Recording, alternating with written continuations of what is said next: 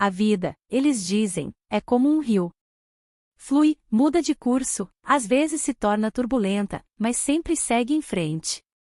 Para mim, no entanto, a vida tem sido mais como um lago congelado. Uma superfície perfeita e inalterável que esconde segredos sombrios sob seu gelo. Eu achava que a minha vida era essa superfície calma, imaculada. Mas o gelo, eu aprendi, pode rachar. E quando ele racha, não há mais como voltar. Eugi. O meu sol. A minha razão para respirar. A única pessoa que conseguiu ver a alma por trás da armadura que eu construí. Ela era a melodia que faltava na minha vida, uma sinfonia de risos e calor. Nós tínhamos tudo. Uma casa. Um futuro. Um amor que parecia inabalável. Mas as lembranças. Elas são como fantasmas que assombram cada canto desta casa. Cada riso ecoa, cada toque ainda está na pele. E a dor é a única coisa que me mantém vivo. Eu a chamo de Eugi. Porque foi por causa dela que tudo começou a ruir. O primeiro sinal veio na forma de um homem chamado Kim Seul-junho, o novo gerente na empresa de Eugi. Ele me abordou em uma cafeteria com um sorriso charmoso, familiar demais, e uma confiança que me irritou. Ele disse que Eugi falava muito bem de mim, mas seu olhar, havia algo ali que eu não pude decifrar na época. Eu achei que era apenas ciúme bobo, o ciúme de um marido apaixonado. Nunca imaginei que aquele sorriso escondia a mais cruel das traições. A traição que viria a custar a vida da mulher que eu amava. Os dias que se seguiram foram como andar em um campo minado. Cada sorriso de Eugi, cada mensagem no celular, cada ligação um pouco mais longa se tornava um motivo de paranoia.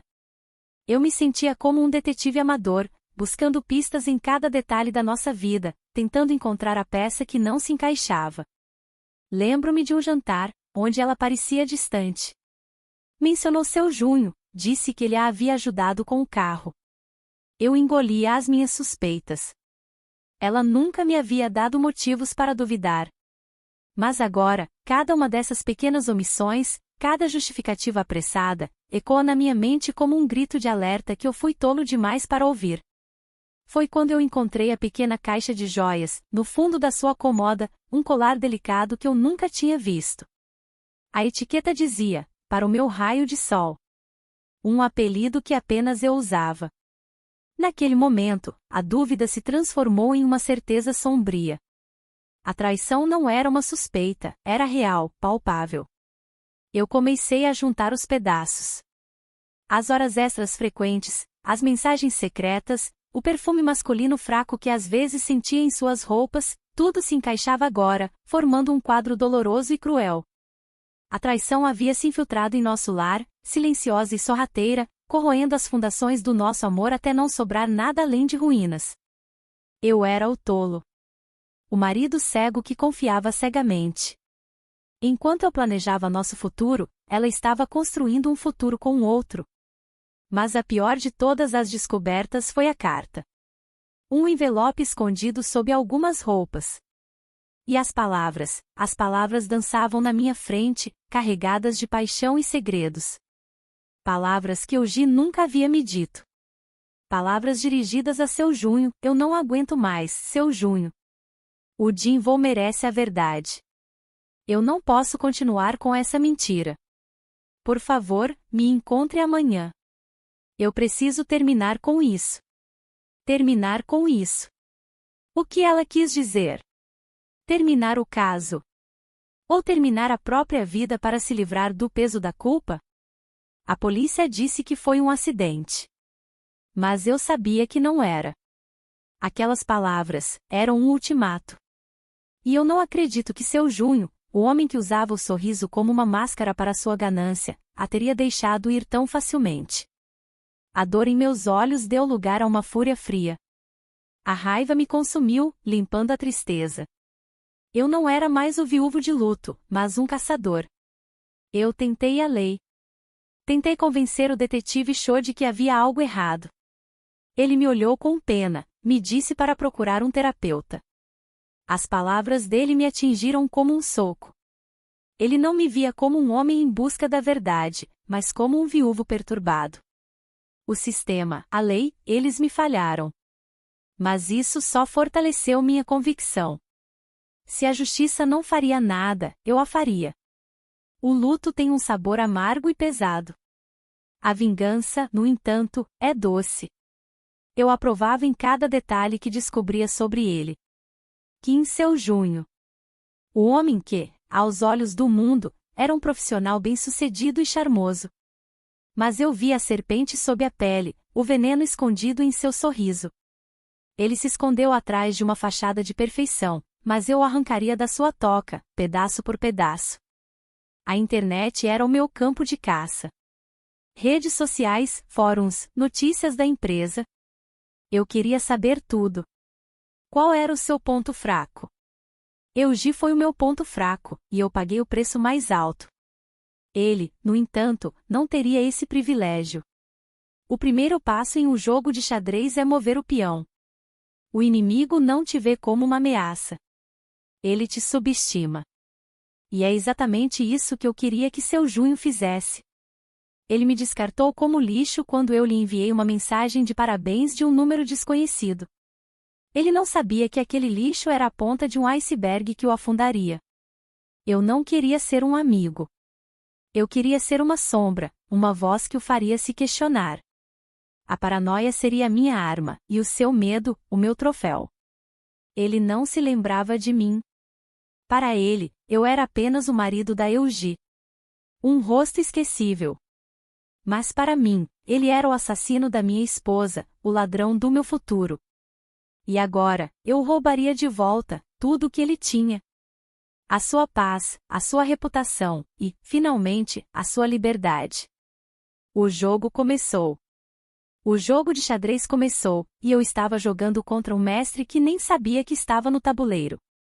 Minha primeira jogada foi um peão anônimo. Uma simples mensagem. Mas a partir daí, eu me tornei mais audacioso. Eu criei um perfil falso em uma rede social, um perfil de um consultor de negócios que parecia ter contatos em todas as empresas. Eu comecei a curtir as fotos de Seo-junho, a comentar em artigos que ele compartilhava, sempre com palavras que o fariam se sentir importante. E ele mordeu a isca. Ele respondeu, lisonjeado, e me adicionou como amigo. A partir daquele momento, eu tive acesso à sua vida. Enquanto eu estudava os hábitos dele, uma nova peça inesperada entrou no jogo. Uma mulher chamada **Mina***, colega de trabalho de Seo-junho, apareceu em suas fotos, sempre com um olhar distante. Curioso, eu investiguei. Descobri que ela tinha uma história com ele. Um projeto roubado, uma promoção que ela merecia, mas que Seo-junho, com seu sorriso e sua lábia, havia conseguido. Mina não era uma amiga dele, era um potencial inimigo que ele subestimava. E eu sabia que, para um homem como Seo-junho, um inimigo na frente é perigoso, mas um atrás é fatal. Eu então me tornei o fantasma na vida de Seo-junho. Um dia, ele foi ao seu café favorito e encontrou uma pequena caixa de joias em sua mesa, vazia, com uma etiqueta que dizia, para o meu raio de sol. O mesmo apelido, a mesma caligrafia, uma lembrança perturbadora que só ele e Eugi conheciam. A paranoia começou. Ele me bloqueou no perfil falso, mas eu já havia plantado a semente da dúvida. Eu sabia que ele não conseguia dormir. Eu sabia que ele estava olhando para trás, questionando cada sombra, cada som. E eu, na minha escuridão, sentia um prazer doentio em ver a sua perfeita fachada desmoronar.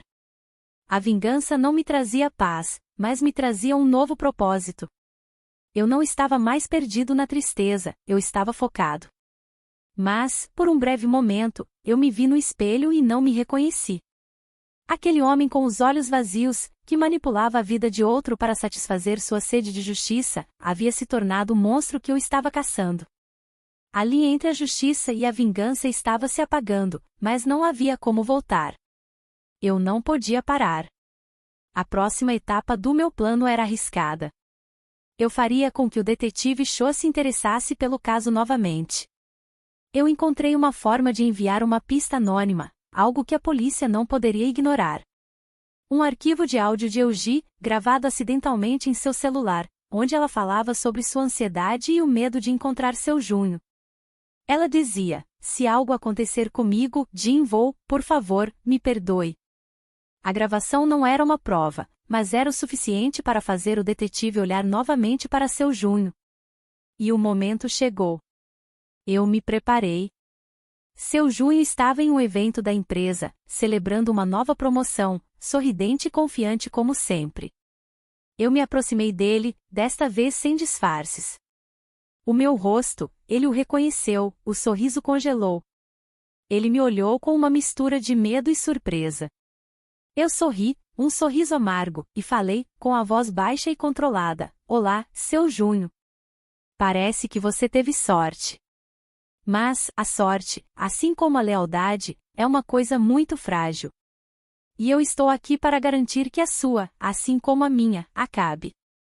Ele não tinha certeza se estava sendo ameaçado ou se era apenas a dor do luto que me fazia falar daquele jeito. Mas eu sabia. E ele também logo saberia.